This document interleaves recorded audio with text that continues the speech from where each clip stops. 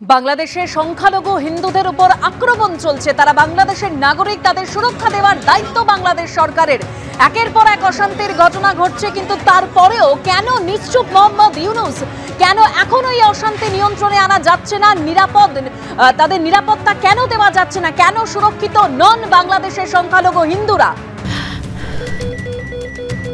ক্যান্সারে নেই আর ভয়, NCRI এ হবে এর জয়। আপনাদের ভরসা নেতাজি সুভাষচন্দ্র বোস ক্যান্সার হসপিটাল। এই প্রশ্ন সামনে আসছে একের পর এক, যেভাবে অশান্তির ঘটনা দেখা যাচ্ছে। এই বুঝে মরে যাব, বাড়িতে আগুন ধরিয়ে দেবে, চরম উৎকণ্ঠায় বাংলাদেশের গোপালগঞ্জের এক গৃহবধূ।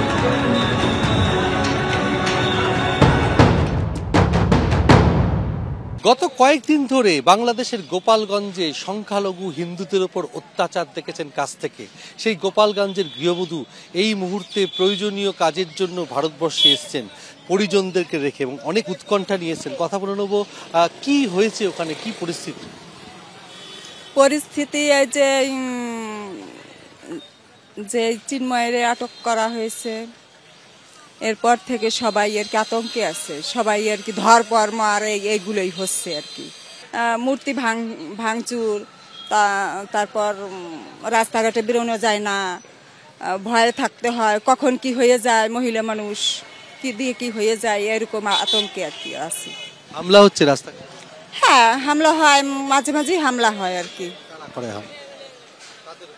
কাদের উপর? হিন্দুদের উপরই বেশি হচ্ছে আর কি। হ্যাঁ, লুটপাট, ভাঙচুর, ঘর বাড়ি ভাঙচুর, তারপরে সে চুরি ডাকাতি, এগুলো বেড়ে গেছে অনেকটা। ঘুমানো যায় না, পাহারা দিতে হয়, এগুলো করতে হচ্ছে। তারপরও আসছি, এখন অসুস্থ, খুবই অসুস্থ, আসতেই হবে ডাক্তারের কাছে, এই জন্য আসছি আর কি। কোথায় যাবে? যাব বনগ্রাম যাব, ওখান থেকে কল্যাণীতে ডাক্তার দেখাইয়ে আবার চলে যাব বাড়ি। বাড়িতে কারা রয়েছে? বাড়িতে রয়েছে মা বাবা, ছেলে মেয়ে রয়েছে। তাদের জন্য চিন্তা হচ্ছে? হ্যাঁ, চিন্তা তো হচ্ছে, চিন্তা হবে না। মানে প্রশাসনের কোনো ভূমিকা নেই? প্রশাসন আজকাল তো প্রশাসন সেইভাবে আগের মতনই করে না তো, অনেকটা আতঙ্কের মধ্যে আছে। এই বুঝি মারা যায়, এই বুঝি আগুন দিয়ে দেয় বাড়িতে, এই বুঝি এইরকম আর কি। ক্যামেরায় দীপ্ত চক্রবর্তীর সঙ্গে সমীরণ পাল, এবিপি আনন্দ, উত্তর 24 পরগনা। আমার খুব ভয় লাগছে, দিদিকে যে আবার বাংলাদেশে পাঠাবো, সেটা আমি নিজেকে সামনে রাখতে পারছি না যে দিদিকে আসলে পাঠালে যে কি হবে ওখানে জানি না। শুনেছি ওদিকে খুব অশান্তি হচ্ছে, হিন্দুদের উপরে নির্যাতন হচ্ছে, এটা শুনেছি। সেই জন্য আপনারা ফিরে যাচ্ছেন? আমরা ফিরে যাচ্ছি, সরকার বলছে যে বর্ডার নাকি বন্ধ করে দেবে, এই জন্য আমরা ফিরে যাচ্ছি। আতঙ্ক রয়েছে? আতঙ্ক রয়েছে, হ্যাঁ আতঙ্ক রয়েছে। এখন ওখান থেকে বেঁচে ফিরতে পারবো কিনা, এটাই বড় আতঙ্ক।